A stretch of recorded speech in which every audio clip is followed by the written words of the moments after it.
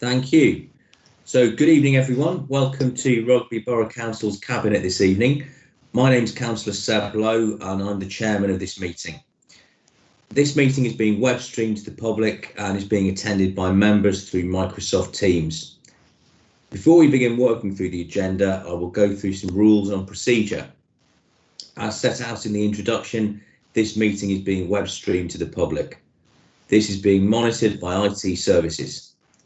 If at any point there are any streaming issues, then I will be informed and the meeting will be adjourned until such time that the technological issues can be resolved. If during the course of the meeting any member of the committee is having connection issues, there will be a short adjournment of up to 5 minutes to determine whether the connection issues can be resolved. If following the adjournment the connection issues cannot be resolved, then providing the meeting remains quorate, it will continue. It will be deemed that the member with connection issues has left the meeting and will no longer be able to participate. For all attendees, please switch off your microphones and cameras. For members of the committee, your microphones and cameras should be switched off unless you're speaking. If you wish to speak during the meeting, please use the raised hand function and wait for me to ask you to speak. The voting during virtual meetings will use the raise hand function. I will then call on the Democratic Services Officer to confirm the vote. Are there any procedural or technological questions before we move on to the formal agenda? I see no hands raised, so I will now ask our Democratic Services Officer to confirm the attendees at the meeting, which will be for Cabinet members and opposition group leaders only. Your name will be called out, so can you please confirm your attendance? Thank you, Chair. So Councillor Lowe. Present. Councillor Poole. Present. Councillor Mrs Crane. Present. Councillor Ms Robbins. Present. Councillor Roberts. Present. Councillor Mrs Simpson Vince. Present. And then opposition group leaders, Councillor Mrs O'Rourke. Present. And Councillor Roodhouse. Present. Thank you, Chair. Thank you. Before we move into the formal agenda, I have a brief announcement to make, and that is that this morning I visited the new rapid testing facility on Edward Street. I was able to see the facility will be fully operational this week, and I would strongly urge all members of the public, if they're able to do so, to get themselves down there and have a test. I had a test myself this morning, and I can verify that not only do I not have COVID, but the process to establish that I did not have COVID took a few seconds. There was a result back within half an hour. It was very simple, straightforward, self-administered swab. One of the things that we know about COVID is that 30% of people who carry the virus have no symptoms and therefore will be spreading it along to others without actually realising that they're ill. The use of rapid testing is a way of ensuring that those people are not doing this and therefore not putting their family and friends unknowingly at risk. And therefore, I would urge members of the public to make use of this facility once it is operational. It's worth highlighting in particular that there are 4 wards that have particularly high instances of COVID-19. They are Coton and Boughton, Ben, Eastlands and Admirals and Corston. So particularly if you live in one of those wards, I would urge you to get yourself a test. That's all I have to say on that matter. Now, moving on to the formal agenda, we have the minutes, first of all, of the meeting held on the 7th of December 2020. Could I ask whether members of Cabinet are content for me to sign off those minutes by raising their hands? That's unanimous, Chair. Thank you. And apologies for absence. Do we have any apologies for absence, Executive Director? We have no apologies for absence, Chair. OK, thank you. Then declarations of interest. First of all, do we have any declarations of non-pecuniary interest as defined by the Council's Code of Conduct for Councillors? No. Do we have any declarations of pecuniary interest as defined by the Council's Code of Conduct for Councillors? OK. And finally, do we have any notice under Section 106 Local Government Finance Act 1992 non-payment of community charge or council tax? No. OK. Item number 4 then is question time. Are there any questions, Executive Director?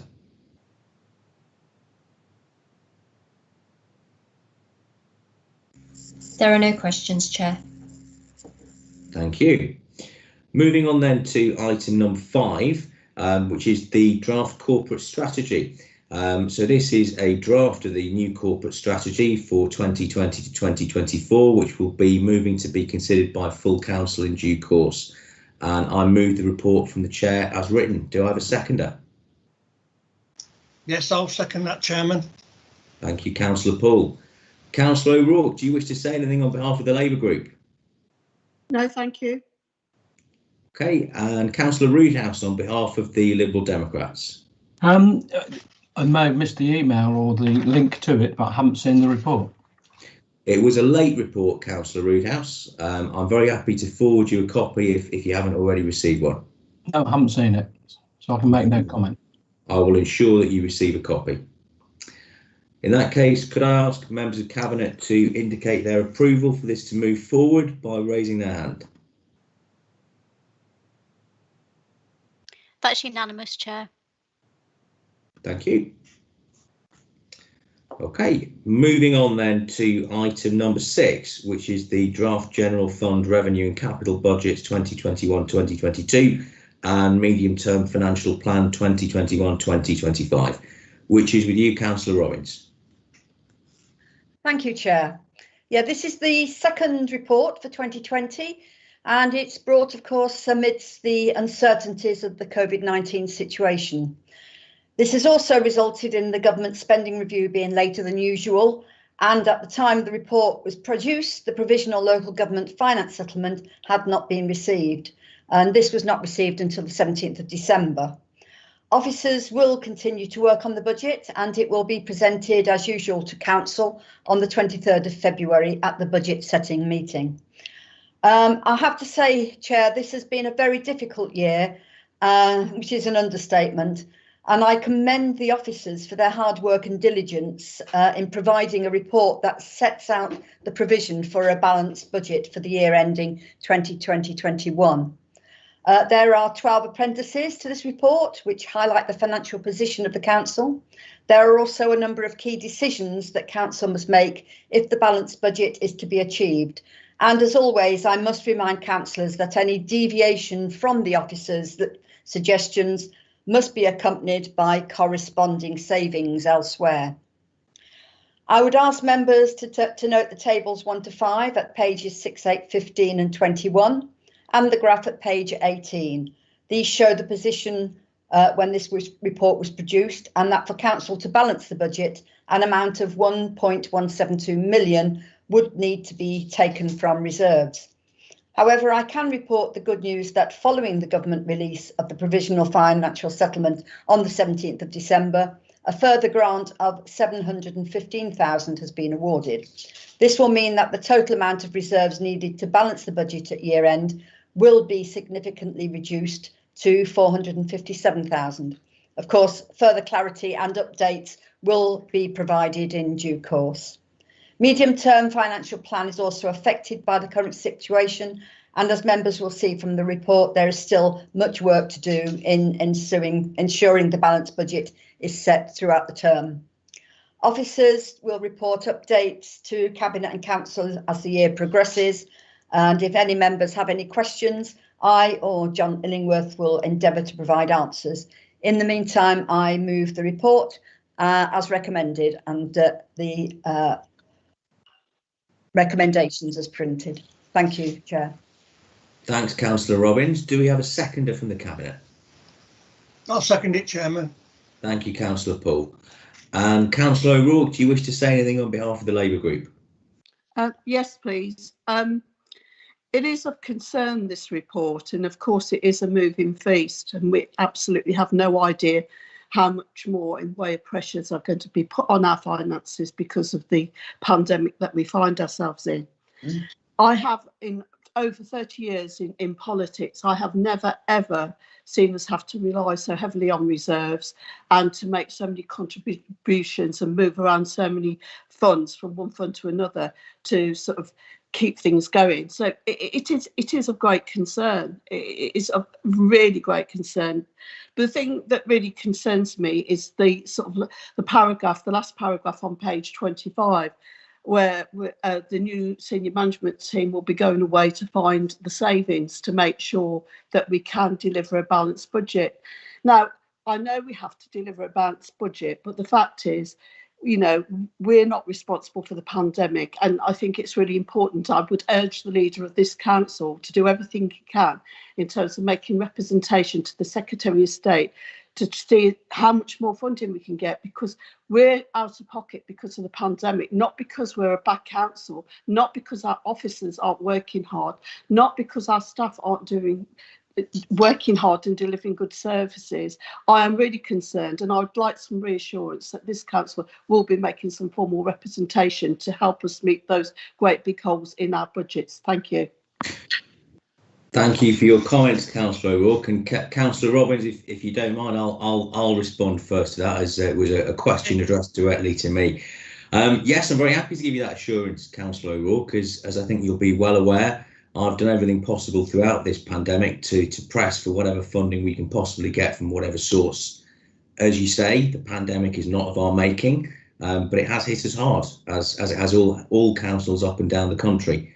The only thing that I would say in addition to that is that it's only because of the prudence and the sensible way in which we've managed the finances of this council in the years leading up to the pandemic that we're in the fortunate position of having reserves to dip into.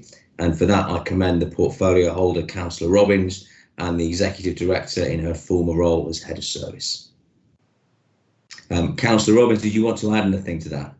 No, just to agree. It is thankfully that we do have the reserves to pull on. That's why we have the reserves. What we need to do at the end of all this is to ensure that those reserves are replaced, so that should we have a further incident of anything whatsoever in the future, we have the funds available to cover it. That's the whole point of reserves, Chair, and thank you for your commendation. Indeed, couldn't agree more. Councillor Roodhouse, do you wish to say anything on behalf of the Liberal Democrats? Just a couple of things, thanks. I'd echo what Councillor O'Rourke said about the way of funding from government, and I'm glad you've given us that assurance, and I'm sure our MP will do everything in his power to help and support his local council in that as well, and certainly in his role as chairman of the District Council Network as well. So hopefully local government will get some extra funding ahead. There was a couple of other points within the documentation which came through. One was on paragraph 10. It was the second bullet point. It talked about the survey that's been carried out in relation to the budget and strategic direction. And I'd be interested in seeing that analysis if possible, and having all the full details around that, and sort of what areas of Rugby people were responding from and what they were saying. I think that would help. The other area which is of great concern is around homelessness, and actually how we're going to be supporting that going forward. And I think the report does highlight that is one of the main issues that we need to be considering about funding and that area. And I didn't know whether there should be some further analysis around that and the potential extra risks, what there are, certainly around the homelessness and supporting going forward. And then the last point, it would be around making sure that we're actually advertising properly all the grants, like the hardship, council tax hardship funds and things on the website and elsewhere, that we could make sure that people, as we're going into a tougher stage, actually can access extra funding which they may need. Yeah. Yes, absolutely, Councillor Roodhouse. It is absolutely important that we do make sure that the homeless are looked after, and I think that's one of the priorities. And with regards to the section 10, yes, you will receive, I'm sure, in the near future, once on the analysis has been done, exactly how it all breaks down. Okay, I will put this to a vote now. Could I ask members of Cabinet to indicate whether they support this, please? That's unanimous, Chair. Thank you. And then moving on to item number 7, we have community grants 2021 to 2022, which is with you, Councillor Craig. Thank you, Chair. I'm pleased to bring this report on the 2021-22 community grants before Cabinet. As well as confirming that the budget requirements for grants will remain the same as last year, it's also recommending a strategic review of the grants process. So essentially, this is to allow for the grants to be aligned with the new corporate strategy, and it's also to ensure that the grant funding aligns with supporting the wider COVID-19 recovery as we go forward and best meets the needs of the communities in Rugby. So to carry out this review, we'll be setting up a cross-party working group, which will be led by myself and supported by officers. And due to the review and the required consultation period, the rollout of the grants process will be a little later than usual. And as we've seen, COVID-19 has caused delays in delivering this year's grants projects. So we've extended the delivery period from 1 year to 2 years in recognition of the challenges that groups have faced. And we'll continue this extension for next year's grants. And I just wanted to say, really, our community and voluntary sector has faced many, many challenges over the last year, and we've been very grateful for all the vital work that they do. So I'm looking forward to working with colleagues through this review to make sure that Rugby Borough Council continues to support the sector to deliver those projects that will benefit our communities through the recovery from COVID-19 and beyond. So I'd like to move the report and the recommendations as written. Thank you, Councillor Crane, and I must congratulate you on an eminently sensible proposal to align the distribution of grants with both the COVID recovery and our wider corporate strategy. Do I have a seconder from the Cabinet? I'll second that, Chair. Thank you, Councillor Robbins. And Councillor O'Rourke, do you wish to say anything on behalf of the Labour Group?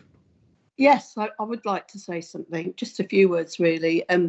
I welcome the opportunity to review the process, and I have to thank Councillor Crane for involving us and ensuring that it is a cross-party look at it.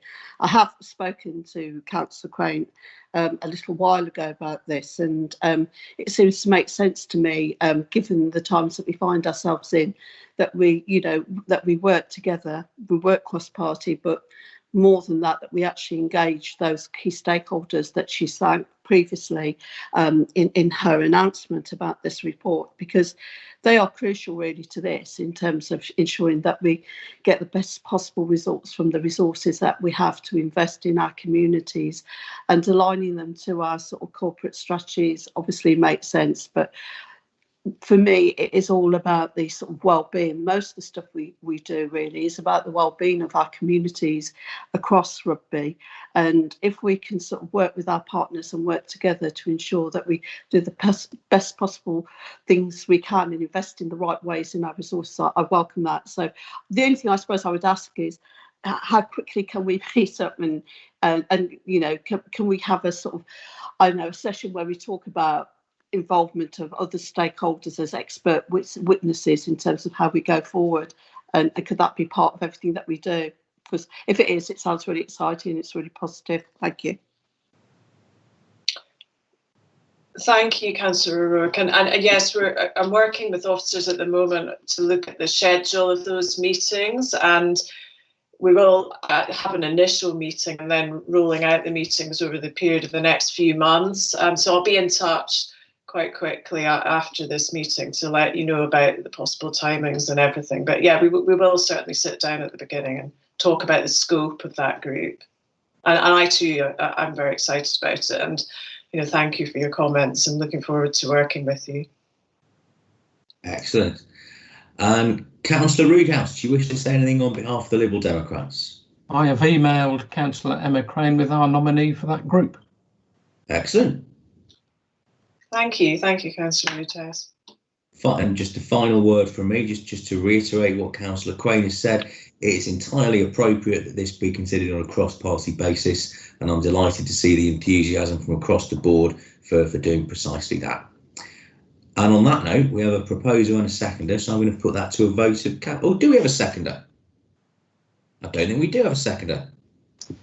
Yeah, Councillor Robbins seconded it. Oh, my apologies. Yes, Councillor Robbins, how could I forget you? In that case, I'll put that to a vote of Cabinet, please. Can all those in favour raise their hand?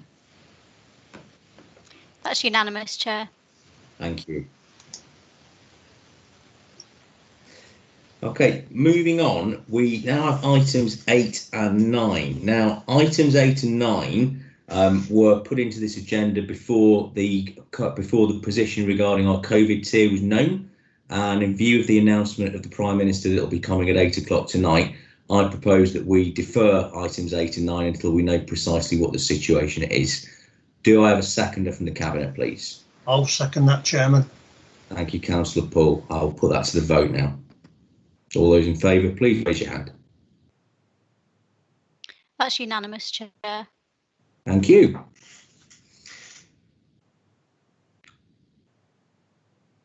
Moving on then, we have on block the council tax base 2021 to 2022, which I will move from the chair as written. Do I have a seconder, please? I'll second it, Chair. Thank you, Councillor Robbins. Councillor O'Rourke, do you wish to say anything? No, thank you. And Councillor Roodhouse? No. Very well. I will put this to a vote of Cabinet then. All those in favour, please raise your hand. That's unanimous, Chair. Okay, thank you very much. Can you all lower your hands, please? And now I move a motion to exclude the public under section 100A4 of the Local Government Act 1972 to consider the following resolution under section 104A of the Local Government Act 1972, the public be excluded from the meeting for the following items on the grounds that they involve the likely disclosure of information defined in paragraphs 1 and 3 of Schedule 12A of the Act. Councillor Paul, will you second that for me, please? Certainly will, Chairman. All those in favour, please raise your hands.